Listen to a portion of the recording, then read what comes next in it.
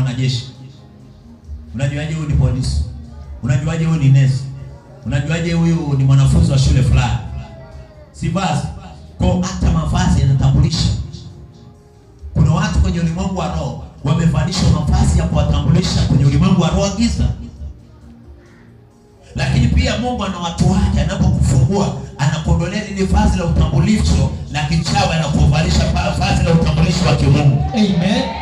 Bwana makofi kama tunaelewana. Amina. Anakuondolea vazi. Kuna wengine wamevalishwa vazi la kuachika. Ukisoma kitabu cha Marko, Biblia inasema baada ya Bartimayo kufunguliwa upofu, alirusha vazi lake kule. Amen. Kuna watu watarusha mavazi yao kule. Yes. Baada ya ibada jioni ya leo, yes, wewe utakuwa sio mtu wa kawaida tena.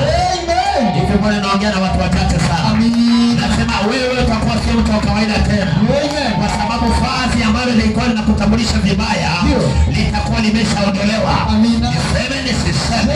Kuna watu kwenye ulimwengu wa roho wamevalishwa vazi la kihalifu, vazi la ufungwa, vazi la mateso. Watu wakikuona unakuogopa, wanaogopa kukupa msaada kwa sababu kwenye ulimwengu wa roho wewe ni mhalifu.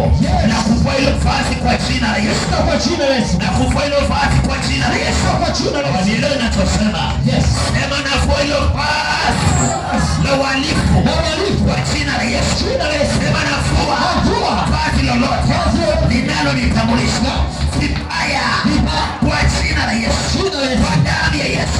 Kuanzia leo navaa vazi la Roho Mtakatifu. Navaa vazi la kibali. Navaa vazi la utambulisho kwenye ulimwengu wa roho wa kiungu. Yesu makofi. Amen.